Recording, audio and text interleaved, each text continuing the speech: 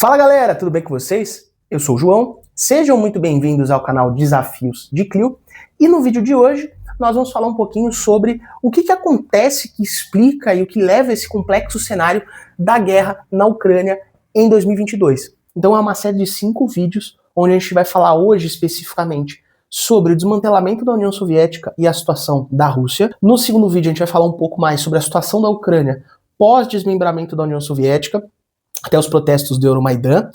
Vídeo número 3, a gente vai falar um pouco sobre a questão da Crimeia, também que foi anexada em 2014. A gente vai falar também um pouquinho no quarto vídeo sobre os conflitos na região do Donbas, que vão ficar ali entre 2014 e o início da invasão em 2022. E, por fim, para concluir, a gente vai ter o quinto vídeo, que a gente vai falar efetivamente sobre a invasão do território ucraniano pela Rússia em meados de fevereiro de 2022. E se você não conhece o nosso trabalho, sejam muito bem-vindos, muito bem-vindas. Eu já vou pedir para você se inscrever aí embaixo, porque a gente vai começar agora a ter vídeo toda quarta-feira, às 20 horas, com temas diversos de história, geografia, geopolítica.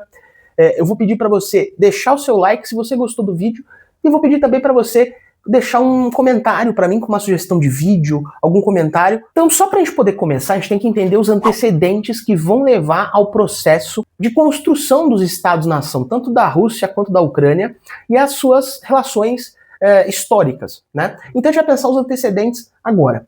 Primeiro antecedente que é importante a gente lembrar é que desde o período medieval você tem uma proximidade muito grande do ponto de vista cultural, linguístico, religioso, econômico, político entre a Rússia e regiões ali da Europa Oriental, né? Você tem que lembrar que o título dos czares absolutistas russos era o czar de todas as Rússias, né? A Rússia, a Ucrânia e a Bielorrússia. Então são títulos e são termos e são detalhes que são importantes a gente lembrar. Segunda coisa que é importante, a Rússia no seu processo de formação enquanto Estado-nação, ela vai passar a dominar várias regiões ali da Europa Oriental, da Ásia Central, né, do leste da Ásia, na Sibéria. Então nessas regiões a Rússia ela vai começar a se espalhar militarmente e a partir do século XVI, quando se forma o Estado absolutista russo, inclusive é um projeto de vídeo para os próximos momentos, você vai ter o processo de russificação dessas regiões. Porque, de novo, lembrando, nessas regiões existiam povos com as suas culturas, com as suas línguas, e é um território extremamente vasto para ser controlado. Então uma forma que os czares conseguiram pensar para dominar essas regiões era o domínio cultural, no sentido de que enviar colonos e pessoas para não controlar administrativamente somente, era também para mandar pessoas para colonizar e criar suas raízes familiares e pessoais naquelas regiões. Então a russificação ela vai atingir várias regiões do antigo Império Russo. E esse comportamento vai atingir também no período soviético ali durante o século XX, né? A gente tem o caso emblemático da russificação da Crimeia, que o Stalin vai mandar essa região ser russificada para justamente diminuir o impacto populacional dos tártaros. Então, tem uma discussão que essa russificação ela passa por um processo de substituição populacional e cultural, ou até a questão do apagamento cultural dessas regiões.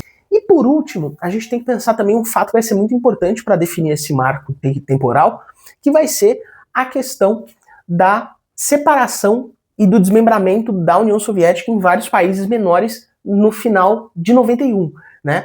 Então vão surgir ali a Rússia enquanto um estado separado, a Ucrânia enquanto um estado separado, as repúblicas bálticas, o Cazaquistão, a Bielorrússia, entre as outras regiões que faziam parte da antiga União Soviética, e vão formar os seus estados-nação.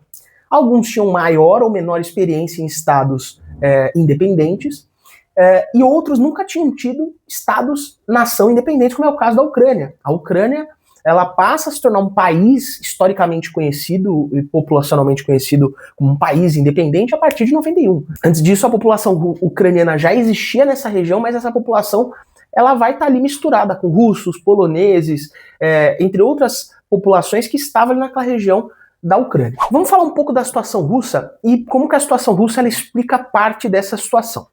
Primeiro, a Rússia no pós-dissolução da União Soviética, ela vai passar por um processo de reformulação econômica e política.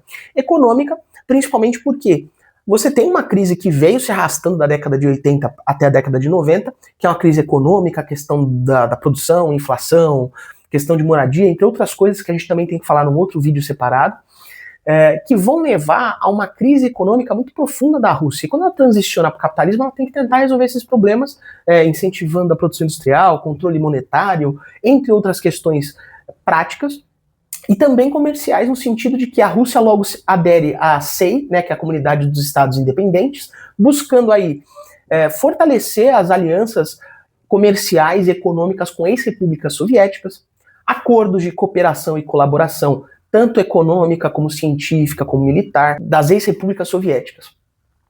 E do ponto de vista político, a Rússia tinha duas questões por resolver. A transição de um regime autoritário para um regime democrático, onde o voto popular fosse exercido de forma clara, né?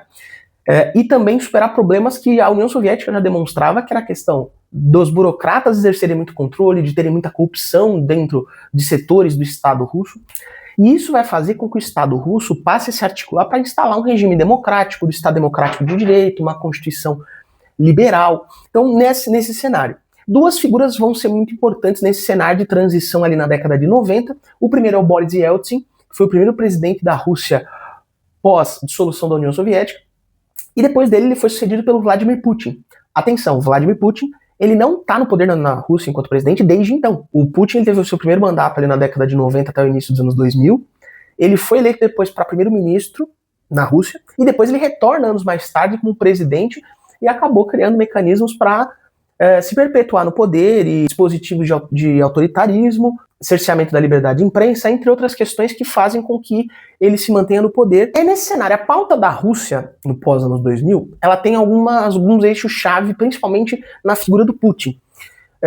Uma delas é uma herança que vem desde a época dos czares, né, que é a questão da Rússia ter acesso a mares de águas quentes, né, águas que não congelam, porque a Rússia tem um litoral muito grande no norte, que é na região do Oceano Ártico, só que em determinadas partes do ano, aliás, a maior parte do ano, esse oceano está congelado. Então, o comércio russo tem que ser feito via terra ou ferrovias, ou pelos mares que não congelam, como o Mar Negro, o Mar Cáspio, o Oceano Pacífico, lá no Extremo Oriente. Segundo ponto, temos a questão da doutrina Karaganov.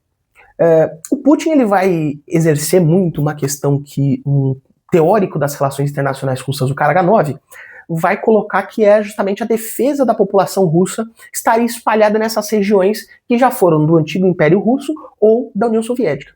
Então, nesse cenário, o Putin vai sentir um dever moral da Rússia de proteger essas regiões onde tem população russa. Isso vai ser um argumento para justamente invasões, ataques, como um exemplo anterior à guerra da Ucrânia, que vai ser a questão da guerra da Geórgia, ou justamente o apoio às províncias ucranianas, que na época iniciaram seu processo de rebelião em 2014. Então, nesse cenário, então, você tem essa discussão. O que também a gente tem que lembrar que é uma questão retórica, né? A Rússia, ela, utilizando-se desse dispositivo, ela viola os preceitos de soberania, autodeterminação dos povos. Então tem que olhar para essa discussão com um olhar crítico. E por último, a última questão russa é justamente o receio de expansão da OTAN.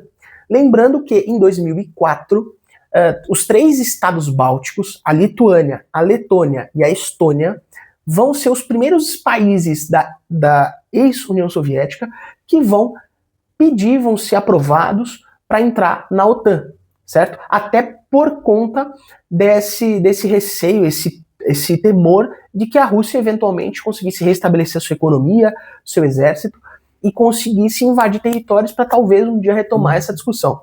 Então, se você gostou, deixa o seu like, comenta aí embaixo e compartilha com seus amigos. Lembre-se sempre, dúvidas e desafios, chama a Clio.